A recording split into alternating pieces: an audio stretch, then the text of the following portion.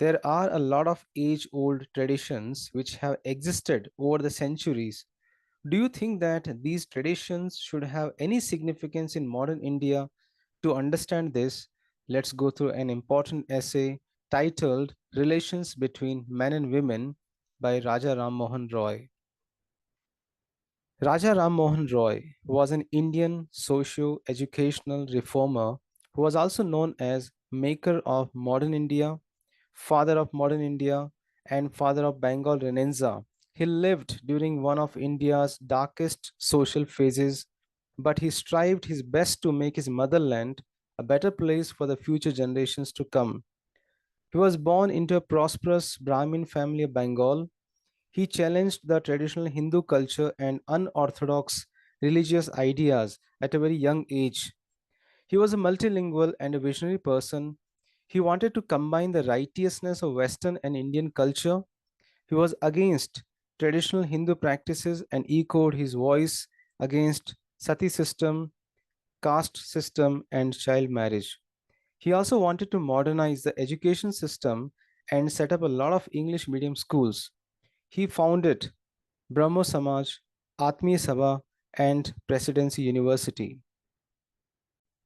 This essay is an extract from Raja Ram Mohan Roy's writing taken from Ramchandra Guha's Makers of Modern India. It highlights the abominable practices like sati, the caste system, and gender discrimination.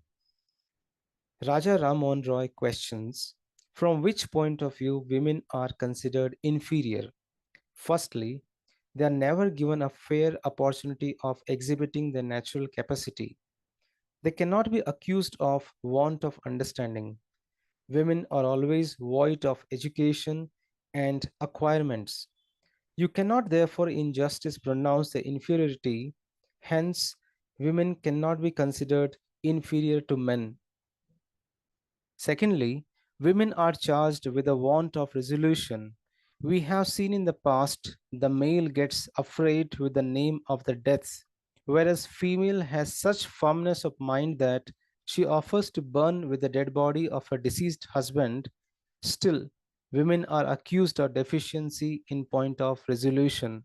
Thirdly, the author tests the trustworthiness of both male and female. He says that the number of deceived women would be more compared to the betrayed men. Men are able to manage public affairs, so they easily announce such faults as women occasionally commit.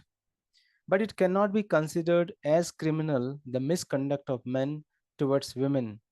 In spite of this, some of the women are misled to suffer themselves to be burned to death. Fourthly, are women subject to passion more than men? To dispel this misconception, Raja Ram Mohan Roy remarks that one man may marry two or three, sometimes 10 wives, while a woman marries only once and desires to follow him till his death, leaving all worldly enjoyments or to follow the life of an ascetic. Fifthly, the accusation of the want of virtuous knowledge is an injustice. At marriage, the wife is recognized as half of her husband, but in after conduct, they are treated worse than inferior animals. The woman is employed to do the work of a slave in the house, to clean the place very early in the morning, whether cold or wet, to wash the floor, to cook night and day, to prepare and serve food for her husband, father, mother in law, sister in law, brothers in laws, and friends and connections. After all, the male part of the family have satisfied themselves, the women content themselves with what may be left, whether sufficient in quantity or not. Where Brahmins or Kayasthas are not wealthy, the women are obliged to attend to the cows and to prepare the cow dung for firing. In the afternoon, they fetch water from the river or tank, or at night, perform the office of menial servants in making the beds. In case of any fault or any kind of omission in the performance of those labors, they receive injurious treatment. Should the husband acquire wealth, he indulges in the criminal activities under her eyes, and does not see her, perhaps once a month. As long as the husband is poor, she suffers every kind of trouble, and when he becomes rich, she's altogether heartbroken. So, all this pain and affliction, their virtue enables them to tolerate or to support. Where a husband takes two or three wives to live with him, they are subjected to mental miseries and sometimes constant quarrels.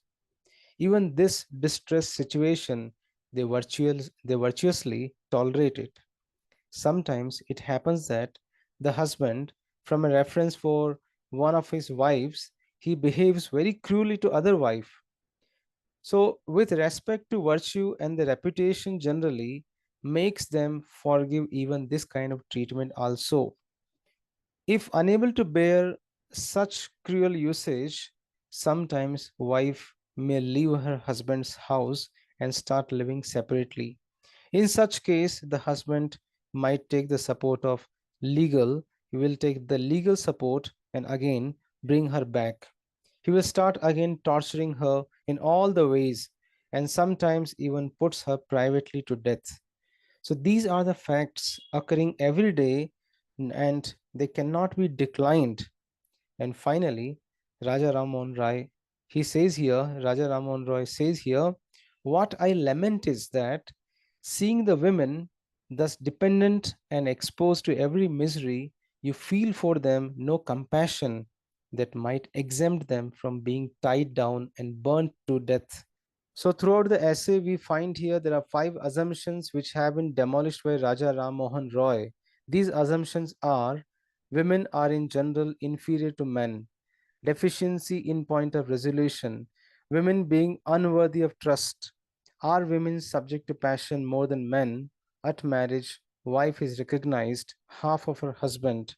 So, hence, these five assumptions about women are discarded by Raja Ram Mohan Roy in this article, in this essay.